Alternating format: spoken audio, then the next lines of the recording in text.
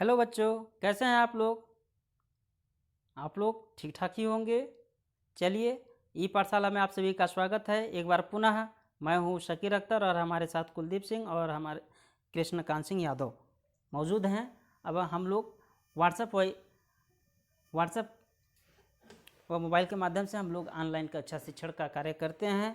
तो आप लोग उसमें शामिल होइए और अपने दोस्तों को भी शामिल कीजिए। हम लोग जो है सरकारी विद्यालयों के पुस्तकों का हर विषय के बारे में वीडियो PDF बना करके लाते हैं और भेजते भी हैं।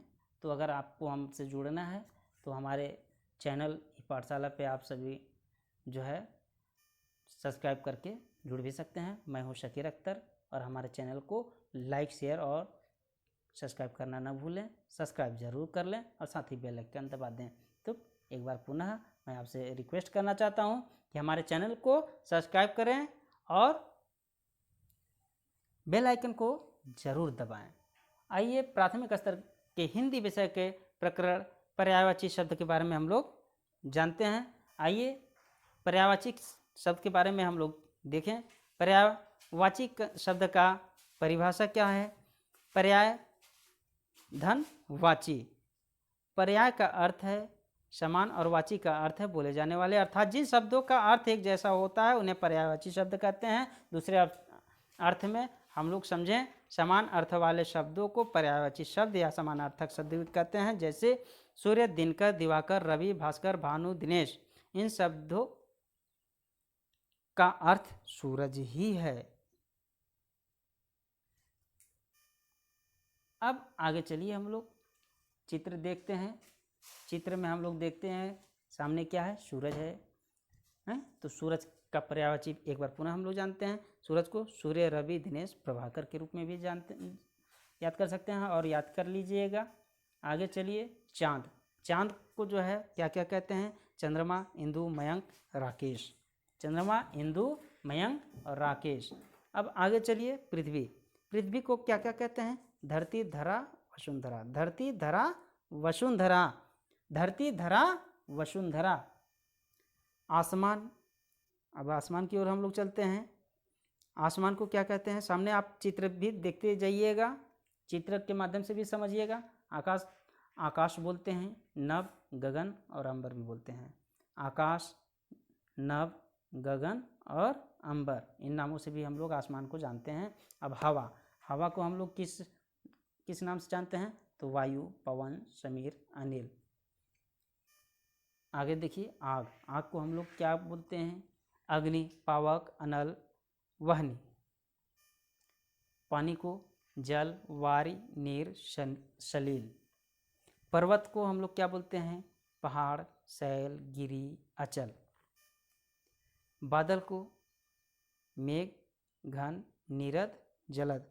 ये आप सामने आकाश में, आसमान में जो है बादल दिख रहे हैं, सफ़ेद सफ़ेद दिख रहा है आपको, धब्बा धब्बा टाइप का, तो वो बादल है।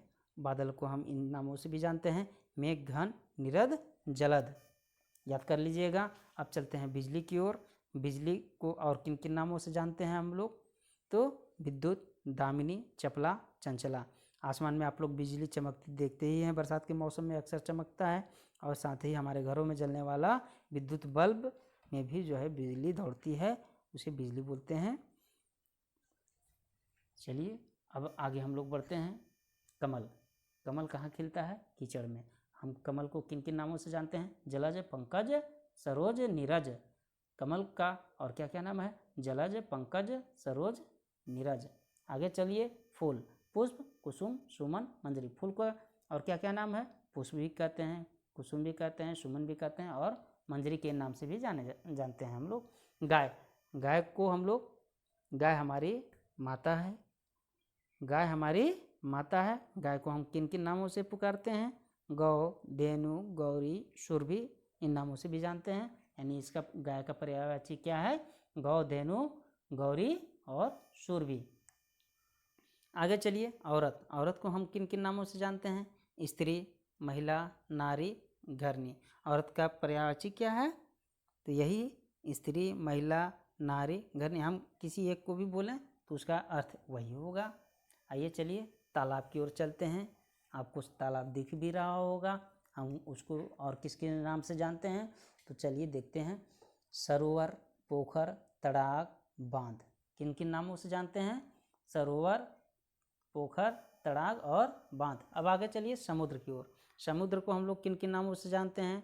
जलधि, पयोधि, वारिधि, सागर। हम लोग समुद्र को जलधि भी कहें तो समुद्र होगा, पयोधि भी कहें तो भी जलध या समुद्र होगा। यानी इनमें से किसी एक को भी बोलेंगे तो उसका अर्थ क्या होगा? समुद्र।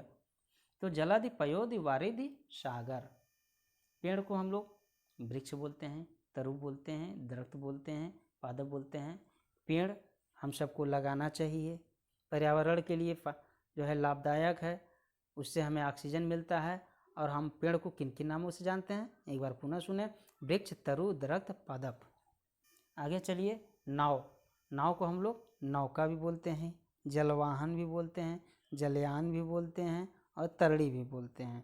नाव में देखिए आप सामने नदी, तालाब है ना, को पार करने के लिए काम में भी आता है। और आगे हम लोग चलिए पक्षी की ओर चलते हैं। पक्षी को और क्या क्या कहते हैं? बिहग, खग, बिहग, पखेरु, चिड़िया। खग, बिहग, पखेरु, चिड़िया। पक्षी को और क्या कहते हैं? खग, बिहग, पखेरु, चिड़िया। आगे चलिए हम लोग अब शंकर जी के पत्नी की ओर चलते हैं। यानी शंकर जी की पत्नी कौन थी? पार्वती। और पार्वती जी को और किन किन नामों से हम लोग जानते हैं? तो किन किन नामों से जानते हैं? गौरी, उमा, गिरजा, भवानी। गौरी, उमा, गिरजा, भवानी। आगे चलिए अब यहाँ पे हमारा क्लास, आज का क्लास यहीं पे समाप्त होता है। तो आप अभी शकीर सर की कक्षा में जो है आप लोग को देख रहे थे, कक्षा शिक्षण को।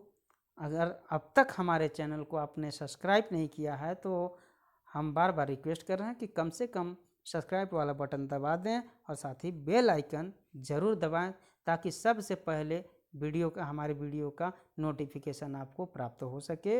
अब यहीं पे हम अपने कक्षा को समाप्त करते हैं। तो जय हिंद, वंदे मातरम।